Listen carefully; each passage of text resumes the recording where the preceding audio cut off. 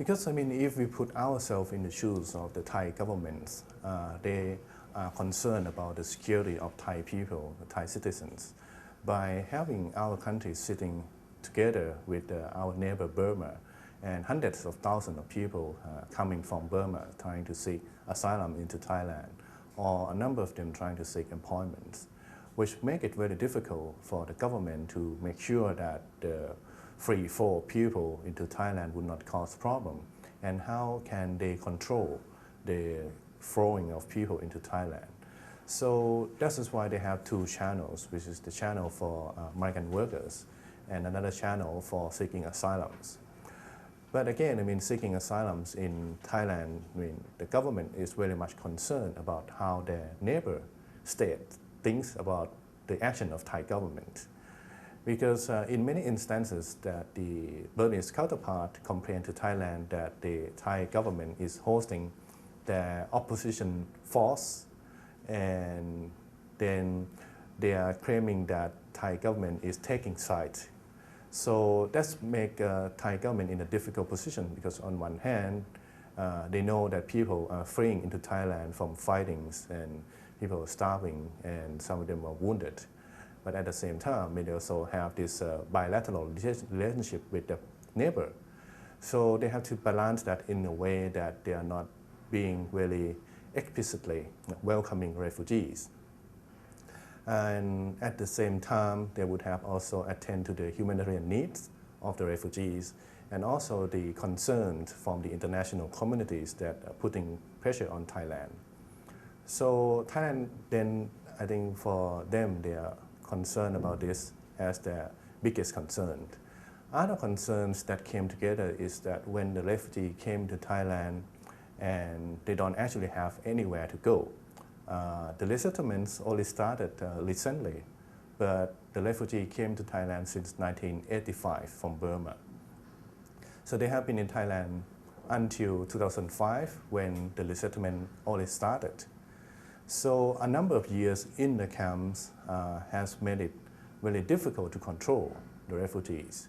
So the refugee began walking outside the camp because there's no fence, there's no barbed wire that would prevent them from walking outside the camp. And given that the humanitarian assistance, which is given by the international NGOs, funded by the European governments or the US governments, are quite limited and at the minimum standards, then the refugees, they went outside the camp, collecting some vegetables, animals, farms, and that created conflicts with the Thai villagers living nearby the camps.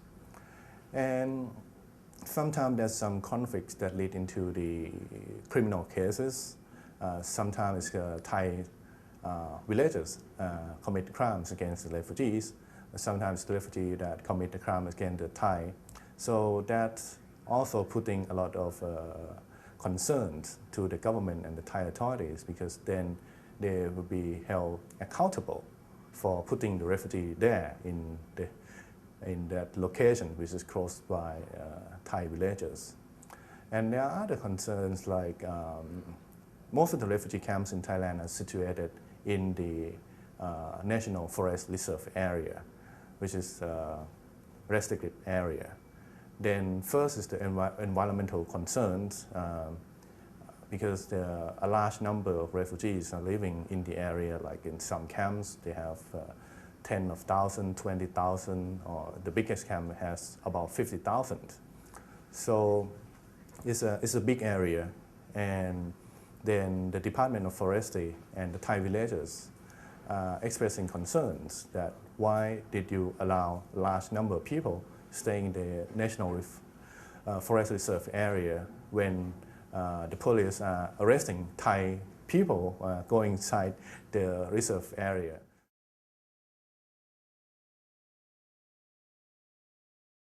I think what we did is that we conduct the analysis of the root cause of all of these problems. Because the first thing that we found is that because there's no appropriate and effective screening mechanisms on who is a refugee, that is why we have a number of people who came to Thailand and could not go anywhere else in order to find employment if they want to go for the migrant worker schemes. And then Thailand is being criticized for not taking care of refugees properly. Because Thailand don't use the definition of refugees, they came up with the criteria of people fleeing from fighting, which actually, to our understanding, is actually broader than the 1951 Refugee Convention. Because if there's fighting, then anyone who ran into Thai territory become people fleeing from fighting or refugees, according to this criteria.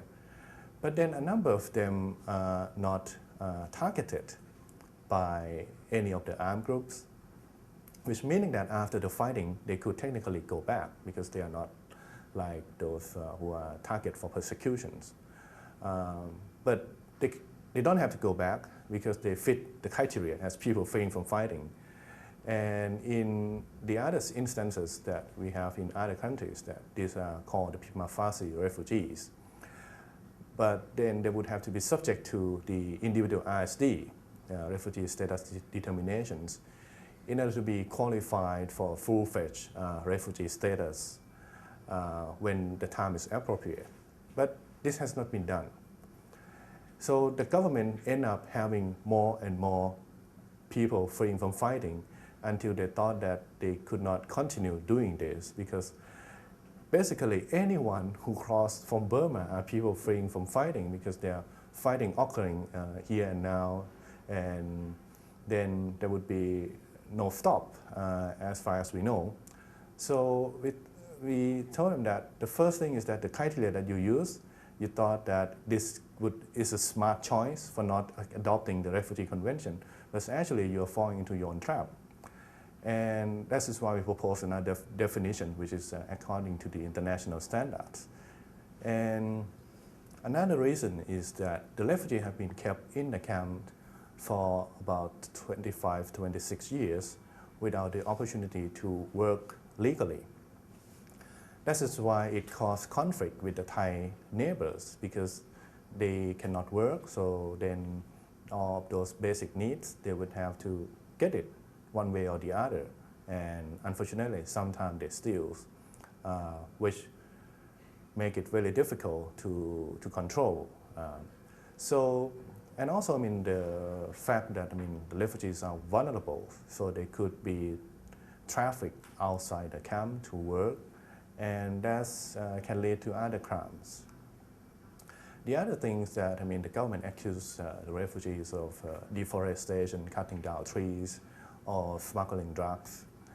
It happened in many cases that after the investigation, it was actually the Thai who hired the refugees to cut down the trees, or hiring the refugee to smuggle drugs or smuggle people into Thailand. And they did that because they had no other means to survive. I mean, to make a living, which is that is very difficult to do. So then we proposed that, I mean, if the refugees have been in Thailand, we put in the draft for 2 years, that if they have been in Thailand for 2 years, or longer than 2 years, they should be allowed to legally work in Thailand and then get the work permit. So this is something that we propose, and then if that is possible, then the refugee would not have to be cramped in the camps, and all the social problem, the conflict with the neighbors would not happen. And then the size of the camp would be significantly reduced, because if we have the camps as the camps that would last for 2 years, or for the refugee who have to be there for 2 years, then the size of the camp would be significantly smaller. Then that would not encroach into the National Forest Reserve area that much. And those are the things that we propose in the draft bill, and also the concern and how we respond to the concern raised by the government.